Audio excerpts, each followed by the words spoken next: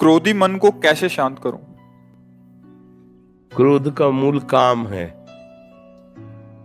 क्रोध की स्वयं की सत्ता नहीं। कामा संजायते क्रोधा, क्रोधा स्मृति विभ्रमा, स्मृति भ्रंशात बुद्धिनाशो, बुद्धिनाशात प्रणश्यति। पहली बात ये कि आजकल अपने लोग ऐसे आचरण करते हैं जिससे हमारी क्षमता शारीरिक और बौद्धिक दोनों नष्ट हो रही। खान पान और ब्रह्मचर्यहीनता, जो दृष्टि में ही नहीं देखा जा रहा, उस पर सुधार ही नहीं किया जा सकता। क्योंकि छोटे छोटे बच्चों के पास मोबाइल है, छोटे छोटे बच्चे गंदी हरकतें करके अपने को नष्ट कर रहे हैं। अब कैसे, जब नींव ही खराब है तो हम महल की बात कैसे कर सकते हैं कि बहुत बढ़िया बिल्डिंग बन सकती है।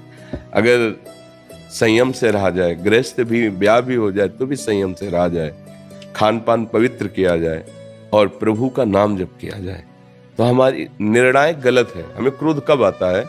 जब हमारे निगेटिव प्रतिकूल कोई बात होती है। भला पॉजिटिव अनुकूल में कभी क्रोध आया है क्या? आप देखो, आ ही नहीं सकता। जब हमारे कोई विचार पॉजिटिव हो, अनुकूल, व्यवस्थित, तो फिर हमें क्रोध आएगा ही नहीं। तो जिसको हमने प्रतिकूल और निगेटिव माना है, उसका निर्णय करने वाली अगर हमारी बुद्धि ठीक हो तो हम अपने आप को बचा लेंगे और सामने वाले को भी बचा देंगे। पर वो बुद्धि इतनी अपवित्र हो गई, असमर्थ हो गई, कोई ठीक निर्णय नहीं कर पा रही, तो फिर हमें गुस्सा आ जाते हैं या लड़ाई लड़ते हैं या मन से उसका अनिष्ट सोचने लगते हैं। हर तरह से हमारी भी हानि है, उसकी भी हानि है। जिसने हमारे प्रति नकारात्मक चेष्टाएं की तो उसकी हानि होगी कि नहीं ये तो पता नहीं, पर अपनी हानि तुरंत होने शुरू हो जाती है जब हम क्रोध करते हैं। हृदय जलने लगता है, विचार गंदे होने लगते हैं, भावना हमारी हमको जलाने लगती है। इसलिए ना तो उसके लिए ठीक है और ना अपने लिए ठीक है। तो इसको मिटाना ही हमारे लिए कर्तव्य है। और ये पवित्र बुद्धि विवेक के द्वारा मिटाया जा सकता, दूसरी कोई दवा नहीं। विवेक के द्वारा अगर विवेक हो जाए तो बात बन जाए। विवेक होने के लिए सत्संग में विवेक प्रकट होता है, पर उसको धारण करने की भी तो क्षमता होनी चाहिए। बिन सत्संग विवेक ना हुई, सत्संग से विवेक होगा, पर वो विवेक धारण तभी होगा जब बुद्धि पवित्र हो। बुद्धि पवित्र तभी होगी जब आहार पवित्र हो, संग पवित्र हो, आचरण पवित्र हो, विचार तभी हमारे पवित्र होंगे ना। अब हम कैसे बताएं? गंदे भोजन करना, मनमानी आचरण करना, गंदे दृश्य देखना, गंदा व्यवहार करना, गंदा विचार रखना, अब कैसे सुधारो, कैसे सुधारो? क्योंकि नींव गड़बड़ हो रही। अपने जितनी भी नई पीढ़ी है वो गंदे नशों में जा रही है, गंदे आचरणों में जा रही है, गंदे व्यवहारों में जा रही है। वो ब्रह्मचर्य को कुछ समझ ही नहीं रहे हैं, उसको खिलवाड़ समझ रहे हैं, मनोरंजन समझ रहे हैं। क्षमता अध्यात्म की तब आवे ना जब थोड़ा संयम होना। अब जैसे कोई आ कहता है हमें भगवान की अनुभूति कराओ तो माने, यार पूरा जीवन हो गया उन्हीं की अनुभूति के लिए तो चले। ये जितने महात्मा हैं ऐसे अनुभूति हो जाती है कि करवाओ, ये कोई ये थोड़ी कि थोड़ा टेस्ट करवाओ तब हम चलेंगे। उसके लिए तुम्हारी जबान भी तो ठीक होनी चाहिए। जैसे किसी को वो पीत जो अंदर बनता है बढ़ जाए, पित्त, और उसको मिश्री खाओ तो कड़वी लगेगी, क्योंकि उसकी जबान खराब है। हमारी इंद्रियां मलिन हो चुकी हैं। जैसे राधा नाम सुधा रसम, कह रहे राधा नाम क्या है?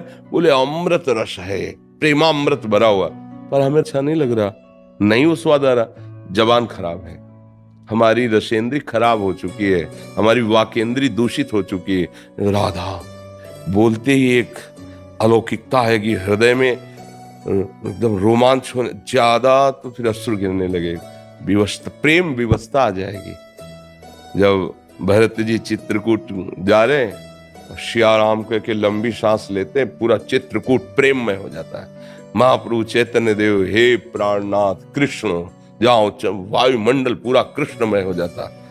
नाम का देखो वो प्रभाव, और एक नाम का कि हमें बिल्कुल अच्छा नहीं लगता, हमारा हृदय द्रवित नहीं होता। तो नाम तो वही है, पर हमारा हृदय बहुत मलिन हो चुका है, इसको ठीक करना होगा।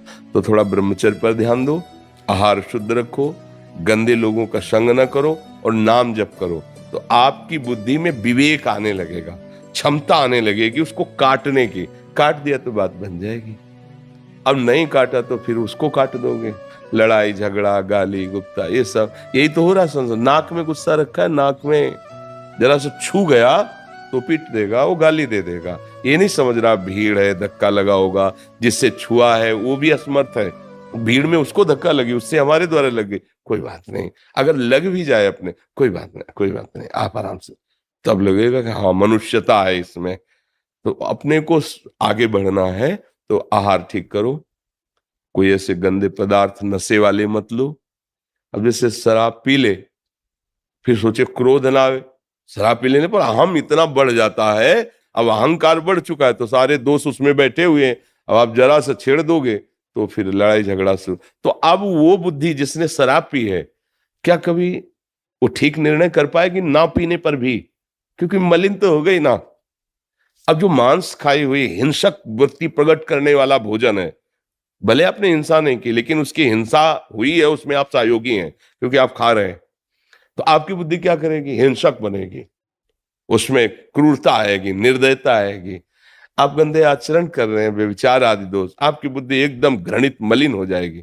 अब उस बुद्धि में विवेक उत्पन्न हो, निर्णय करने लायक बने, तो बड़ा असंभव सा दिखाई देता है आज के वायुमंडल में, वातावरण में। पर आप अहोभाग्य है, धन्य भाग है आपका कि आप इस अवस्था में भी अपनी बुद्धि को क्रोध रहित करना चाहते हैं।